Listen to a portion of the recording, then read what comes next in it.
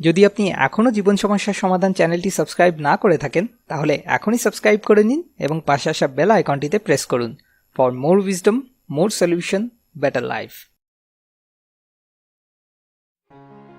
আমি চাই না এগুলো ভাবতে, তাও কেন বারবার এগুলোই আমার মাথার মধ্যে ঘুরছে। উফ, কি করে যে বন্ধ করি এটাকে। আচ্ছা বলুন তো, এমন কোন নেশা আছে যেটাতে পৃথিবীর প্রায় 99.9% মানুষই আসক্ত? পারলেন না তো? আমি বলি, সেটা হলো অ্যাডিকশন টু থিঙ্কিং, অর্থাৎ চিন্তা করার প্রতি আসক্তি। একজন চেইন স্মোকার যেমন অকারণে একের পর এক সিগারেট ধরেই চলে, ঠিক তেমনই একজন অ্যাডিকটিভ থিঙ্কার অকারণে একের পর এক চিন্তা করে চলে। আর সবথেকে বড় কথা, সে চাইলেও সেটা থামাতে পারে না।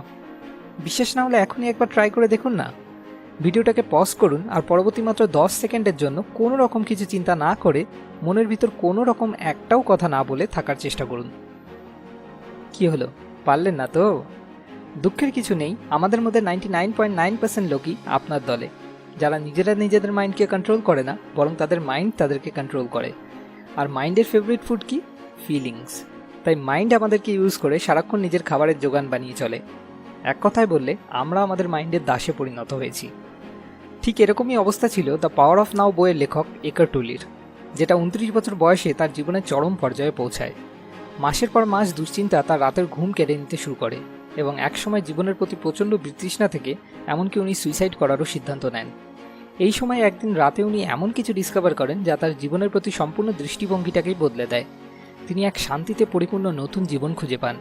তার এই আমূল পরিবর্তন দেখে যখন লোকজন তাকে জিজ্ঞেস করতে শুরু করে এটা কিভাবে সম্ভব হলো, উনি তাদের সঙ্গে সেই পদ্ধতিটা শেয়ার করতে শুরু করেন এবং 1997 সালে দ্য পাওয়ার অফ নাও বইটি প্রকাশ করেন, যেটা 2000 সালে new York Times best selling বইয়ে পরিণত হয়, যখন আমেরিকার সবথেকে পপুলার টক শো হোস্ট এবং বিখ্যাত অ্যাক্ট্রেস অপরা উইনফ্রে এই বইটির প্রেমে পড়ে যান এবং সকলকে ভীষণ স্ট্রংলি রিকমেন্ড করে বইটি একবার অন্তত পড়ার জন্য।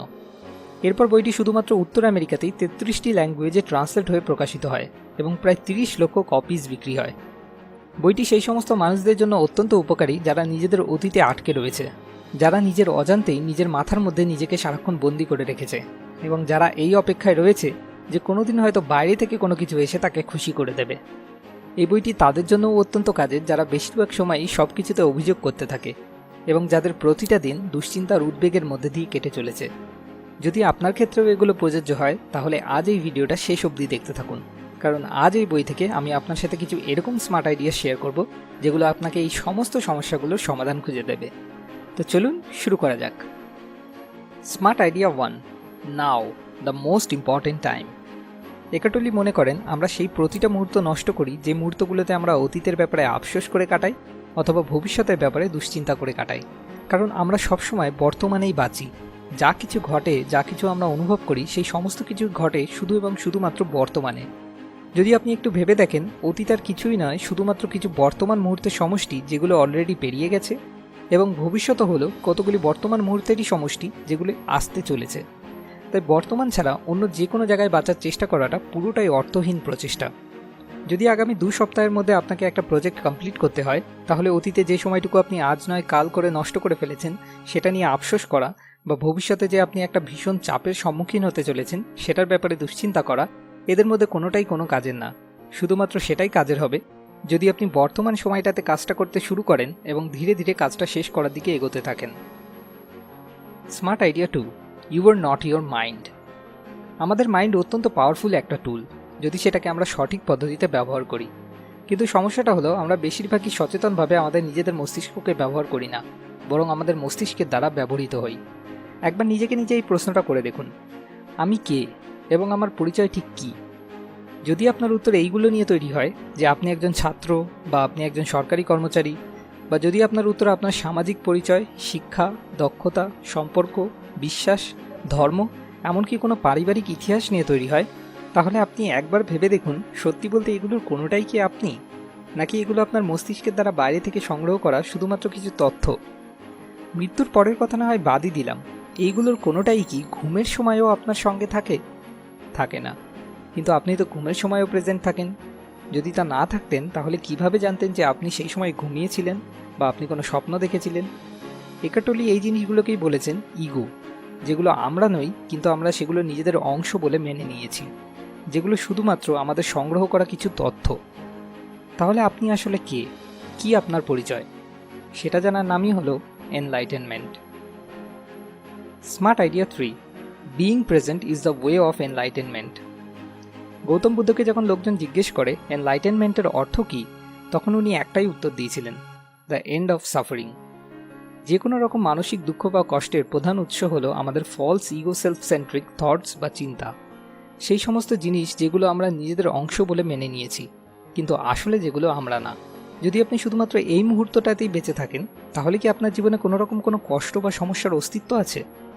কষ্ট তখনই তৈরি হয় যখন আমরা অতীত বা ভবিষ্যতে নিজেদের ফলস আইডেন্টিফিকেশনকে বেস করে কিছু চিন্তা করি এবং প্রেজেন্ট মোমেন্ট থেকে সরে গিয়ে অতীত বা ভবিষ্যতে বাঁচার চেষ্টা করি। ভাবুন, কোনো একটা যন্ত্রের সাহায্যে আপনার সমস্ত স্মৃতিগুলোকে 1 মিনিটের জন্য আপনার ব্রেন থেকে সরিয়ে নেওয়া হলো, এবং ওই 1 মিনিট আপনি শুধু এবং শুধুমাত্র বর্তমানটাকে অনুভব করলেন। চারিদিকে কি কি রয়েছে, কিসের কিসের আওয়াজ শুনতে পাচ্ছেন, কিসের কিসের গন্ধ আপনার নাকে আসছে, কি কি স্পর্শ অনুভূতি আপনি অনুভব করছেন, অর্থাৎ কোনো রকম কোনো জাজমেন্ট ছাড়া আপনি শুধু এবং শুধুমাত্র যা ঘটছে সেগুলোকে অনুভব করছেন। তাহলে কি এই মুহূর্তে আপনার জীবনে কোনো কষ্ট, দুঃখ, যন্ত্রণা, সমস্যা কিচ্ছু আছে? এবার ভাবুন, কোনো যন্ত্র ছাড়াই যদি আপনি নিজেই এটা করতে পারতেন এবং 1 মিনিট নয়, যতক্ষণের জন্য ইচ্ছা ততক্ষণ করতে পারতেন, তাহলে জীবনটা কেমন হতো? দ্য এন্ড অফ সাফারিং, অর্থাৎ এনলাইটেনমেন্ট। এক্ষেত্রে অনেকেরই একটা ভুল ধারণা জন্ম নেয় যে তাহলে কি আমরা আমাদের মেমোরিকে ব্যবহারই করব না? না, সেটা নয়। এক্ষেত্রে কন্ট্রোলটা পুরোপুরি আপনার হাতে থাকবে, ঠিক ওই যন্ত্রের মতো। অর্থাৎ আপনি যখন চাইবেন আপনার মাইন্ডকে চুপ করিয়ে সরিয়ে রাখবেন, আবার ঠিক যখন দরকার পড়বে সেটাকে ব্যবহার করে অতীত থেকে শিখবেন এবং ভবিষ্যতের জন্য লক্ষ্য তৈরি করবেন, কিন্তু ঠিক যতটা দরকার। অর্থাৎ তখন আপনি আপনার মস্তিষ্কের দাস নয়, বরং আপনার মস্তিষ্ক আপনার দাসত্ব পালন করবে। এই সমস্ত কিছু শুনে আমাদের মাথায় একটাই প্রশ্ন আসে, সবই ঠিক আছে, কিন্তু এগুলো কি আদৌ সম্ভব? সম্ভব কি সম্ভব না তা অলরেডি অজস্র মানুষ এই স্টেটে পৌঁছে প্রমাণ করে দিয়েছেন। একার্ট টলি তাদের মধ্যে অন্যতম একজন। যে কোনো স্কিল অ্যাকোয়ার করার জন্য দরকার প্র্যাকটিস, এক্ষেত্রেও তার কোনো ব্যতিক্রম নেই। একার্ট টলি এরকমই কিছু প্র্যাকটিসের কথা তার বইয়ে উল্লেখ করেছেন, যার মধ্যে প্রথম প্র্যাকটিস হলো ওয়াচ দ্য থিঙ্কার। এখনই একবার চেষ্টা করুন, আপনি নিজে নিজের মাথার মধ্যে ঠিক কী বলছেন এবং মাথার ঠিক কোন জায়গা দিয়ে বলছেন সেটা মন দিয়ে দেখার চেষ্টা করুন। দেখলেন ম্যাজিক? যেই মুহূর্তে আপনি কনসিয়াস হয়ে আপনার থটগুলোকে দেখতে গেলেন, ঠিক সেই মুহূর্তেই মাথার মধ্যে সমস্ত কথোপকথন বন্ধ। দ্বিতীয় প্র্যাকটিস হলো what will be my next thought. বারবার নিজেকে প্রশ্ন করুন, ঠিক এরপর আমি কি ভাববো, ঠিক এর পরের থটটা আমার কি হওয়া উচিত। এই স্ট্র্যাটেজিটা কোয়ান্টাম ফিজিক্সের একটি এফেক্টের উপর বেস করে তৈরি, যেটার নাম কোয়ান্টাম জেনো এফেক্ট, যেখানে বলা হয়েছে a system can't change while you are watching it. বারবার এই প্রশ্নটা করাতে আসলে আপনি নিজেই নিজের থট প্রসেসটাকে স্লো করে দিতে থাকেন, যার ফলে আপনার কাছে একটা সুযোগ চলে আসে নিজের অটো পাইলট মুডে চলাটাকে ধরতে পারার। তৃতীয় প্র্যাকটিস হলো সারেন্ডার। যদি বর্তমান পরিস্থিতিকে বদলানো সত্যিই আপনার পক্ষে কোনোভাবেই সম্ভব না হয়, এমনকি আপনি চাইলেও নিজেকে সেই পরিস্থিতি থেকে বার করে নিয়ে আসতে না পারেন, তাহলে সেক্ষেত্রে উপায় সারেন্ডার করা। সারেন্ডার করার অর্থ এই নয় যে দুর্বল হয়ে যাওয়া বা ভেঙে পড়া। সারেন্ডার করার অর্থ হলো যেটা ঘটছে, যেটা বদলানো সম্ভব নয়, সেটাকে মেনে নেওয়া এবং ভিতর থেকে সেটাকে বাধা দেওয়ার যে প্রচেষ্টা চলছিল সেটা বন্ধ করে দেওয়া। সম্পূর্ণভাবে বর্তমানে উপস্থিত থাকার অনুভূতিটা এরকমই, যেটা কথায় প্রকাশ করা সম্ভব না। ঠিক অনেকটা যেমন মাছকে জলের অস্তিত্ব বলে বোঝানো সম্ভব না, যেটা শুধুমাত্র অনুভূতির দ্বারাই অনুভব করা সম্ভব।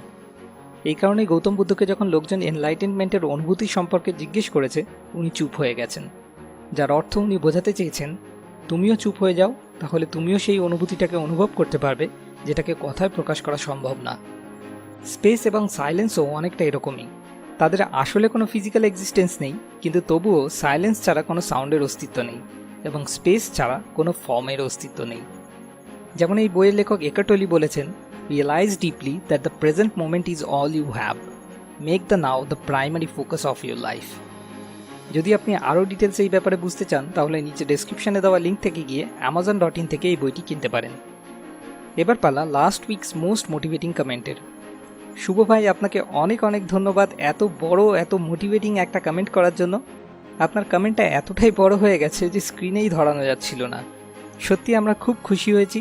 আশা করব আপনি এভাবেই সবসময় আমাদের পাশে থাকবেন। সবশেষে আপনার কাছে একটা ছোট্ট অনুরোধ, যদি এই ভিডিও থেকে আপনার নিজের জীবনের কোনো সমস্যার সমাধান খুঁজে পেতে সত্যি এতটুকুও কোনো সাহায্য হয়ে থাকে, তাহলে অবশ্যই এই ভিডিওটাকে শেয়ার করুন, কারণ শেয়ার করে আপনি নিজে আপনার কোনো বন্ধু বা বান্ধবীর জীবন বদলে দিতে সাহায্য করতে পারেন। এই ভিডিওতে যতগুলো লাইক আসবে আমি বুঝবো ততজনকে আমি একটু হলেও সাহায্য করতে পেরেছি। আর আপনি এরপর কোন টপিকে ভিডিও চান সেটা নিচে কমেন্ট করে আমাদেরকে জানান, কেননা আপনাকে সাহায্য করতে পারাটাই আমাদের আসল উদ্দেশ্য। মোর উইজডম, মোর সলিউশন, বেটার লাইফ।